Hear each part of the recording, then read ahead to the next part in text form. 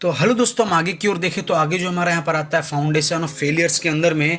तो हमारा यहाँ पर नेक्स्ट टॉपिक है lateral movement of subsoil. Lateral movement of subsoils की बात करें, जो हमारे अंडर द ग्राउंड सोइल्स यानी कि जिसके ऊपर हमारा यहाँ पर फाउंडेशन खड़ा हुआ है, उस सोइल्स में यहाँ पर कुछ मूवमेंट्स देखने को मिले, वो खिसकने का ट्राई करने लगे। ये तब पॉसिबल है दोस्तों कि जब हमारा ऊपर से लोड आता हो और नीचे की सोइल्स में सैंड की मात्रा ज़्यादा हो, यानी कि कोहेशनलेस सोइल हो, तो क्या काम करेगी, उसको अगर हम दबाएंगे तो भागने का ट्राई करेगी। और इसके बाद अगर हमारा जहाँ पर कंस्ट्रक्शन खत्म हो गया, मान के चलो हमारा ये कंस्ट्रक्शन यहाँ पर खत्म हो गया और इसके बाद हम बाजू में फिर से कोई नया कंस्ट्रक्शन करना चालू करें, तो ये जो हम यहाँ पर एक्सकेवेशन करेंगे तो ये पूरा पोर्शन खाली करेंगे, इसको एक्सकेवेटेड करवा देंगे। तो फिर इसके बाद जो लोड आएगा तो ये सोइल दब करके इधर भागने का ट्राई करेगी। तो इस रीजन से यानी कि इस प्रॉब्लम से अगर हमें बचना है तो हमें क्या काम करना चाहिए, उसके लिए हम यहाँ पर सीड्स पाइल्स का यूज़ कर सकते हैं। सीड पाइल क्या रहते हैं, बेसिकली इसको इंस्टॉल कर दिया जाता है और जो भी यहाँ पर है पोर्शंस वो इसके अंदर ही रहता है, इसके अंदर ही रहेगा, इसके अंदर का बाहर नहीं जाने वाला है। बेसिकली अगर इसके हम along the boundary seeds piles लगा दें तो जो भी सोइल्स है इसके नीचे वो वहीं का वहीं रहेगी। या फिर हम यहाँ पर रिटेनिंग वॉल का भी इस्तेमाल कर सकते हैं। रिटेनिंग वॉल यानी बेसिकली ऐसा वॉल रहता है जो रिटेन करने का काम करता है, सोइल हो गया, वाटर हो गया, या फिर जो भी वहाँ पर दूसरी साइड से प्रेशर्स वगैरह आ रही है उनको रिटेन करने का ट्राई करता है। यहाँ पर हम रिटेनिंग वॉल्स का भी यूज़ कर सकते हैं अगर हम यहाँ पर डिक्रीज करना हो यहाँ पर लेटरल मूवमेंट ऑफ सब सोइल्स का। तो ये सब सारे जो टेक्निक्स है उसका यूज़ किया जाता है। अब आगे की ओर देखें तो आगे हमारा यहाँ पर आता है literal pressure on the walls. जो वॉल्स है उसके ऊपर लिटरल प्रेशर क्रिएट्स हो, वो ये तब पॉसिबल है जब हमारा बिल्डिंग थोड़ा सा हाई राइज बन जाए और हाई राइज होने के कारण जो उसकी दीवार से उसके ऊपर विंड का प्रेशर ज़्यादा क्रिएट हो। विंड का प्रेशर आएगा तो लिटरल प्रेशर क्रिएट होगा। लिटरल प्रेशर क्रिएट होगा तो हमारा यहाँ पर देख सकते हो स्ट्रक्चर पे टेंसाइल बेंडिंग फेलियर्स हो सकता है, यानी कि टेंसाइल मूवमेंट्स क्रिएट होगा, टेंशन मूवमेंट क्रिएट होगा। देख सकते हो कुछ इस तरह से बताया गया है, यानी कि अगर हम यहाँ पर ध्यान से देखें तो हमारा विंड का डायरेक्शन कुछ इस तरह से रहेगा जिसके कारण ये बिल्डिंग ढकेलने का ट्राई करेगा और बिल्डिंग हमारी यहाँ से ट्विस्ट होने का ट्राई करेगी।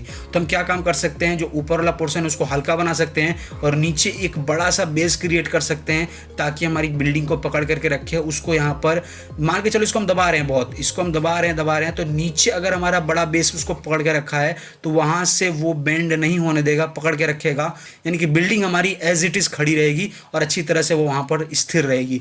देख सकते हो कोई भी स्ट्रक्चर आप ले लो, उसका नीचे का जो बेस बनाया गया है वो सारा ही यहाँ पर वाइड है, यानी कि चौड़ाई उसका ज़्यादा है, क्योंकि अगर उसके हम चौड़ाई ज़्यादा रखेंगे और ऊपर का पतला रखेंगे तो जो विंड प्रेशर है वो इजीली वो यहाँ पर ले पाएगा और उसको झेल पाएगा।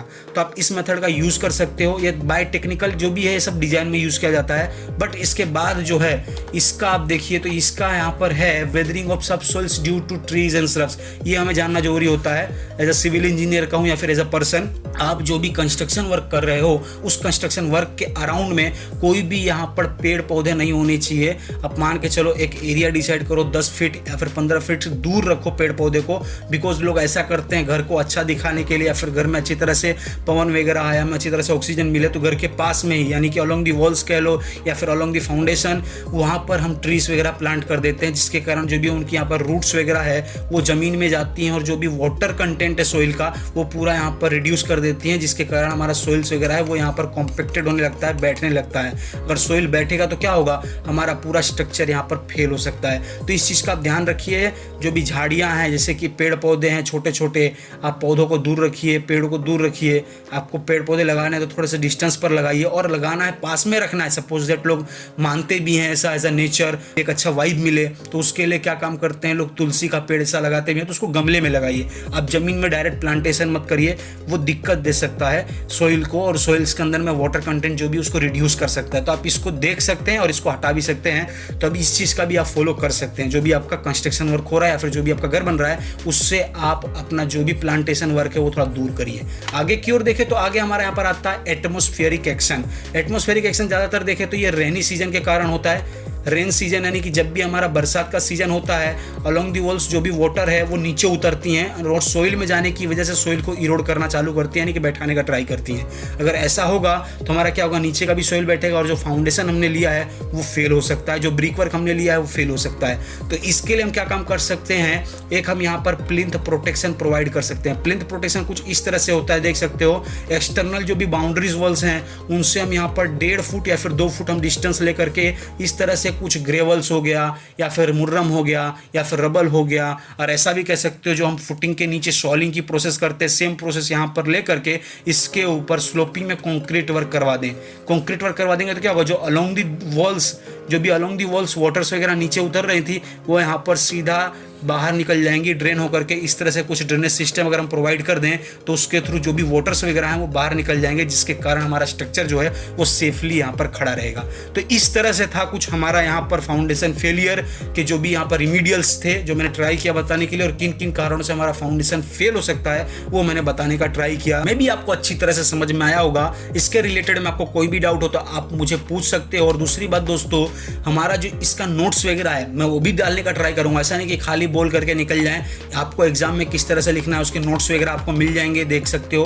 कुछ इस तरह से उसके नोट्स वगैरह मैंने बना करके रखे हैं। इसको मैं अपलोड कर दूंगा टेलीग्राम चैनल पे। स्मार्ट इंजीनियर का टेलीग्राम चैनल बन चुका है, देख सकते हो कुछ इस तरह से है, और इसकी लिंक आपको डिस्क्रिप्शन में मिल जाएगी। आप जाइए, जाकर के फॉलो करिए, और उसके अंदर आप जो भी वीडियोस के लेक्चर्स के हैं उसको आप बाय वन वीडियोस में डालते रहूँगा, ताकि अगर आपको पेपर में प्रिपरेशन वगैरह भी करना हो तो आप डायरेक्ट वहाँ से लिंक से क्लिक करके जा सकते हो, और उसकी जो भी नोट्स वगैरह उसके नीचे आप पा पाओगे और अच्छी तरह से देख पाओगे। तो इसके रिलेटेड में अगर आपको कोई भी डाउट हो तो आप डेफिनेटली मुझे दीजिए, या फिर कोई सजेशन हो तो वो भी भेजिए, मुझे डीएम कर सकते हैं, कमेंट कर सकते हैं, और डेफिनेटली मैं उसको सॉल्व करने का ट्राई करूंगा। तो मिलते हैं अपने नेक्स्ट वीडियो में, यानी कि नेक्स्ट लेक्चर में। आज के लिए इतना ही, और आज के रिलेटेड में कोई भी डाउट्स हो तो आप कमेंट कर सकते हो। मिलते हैं नेक्स्ट वीडियो में, आज के लिए इतना ही। Bye bye, take care and good bye.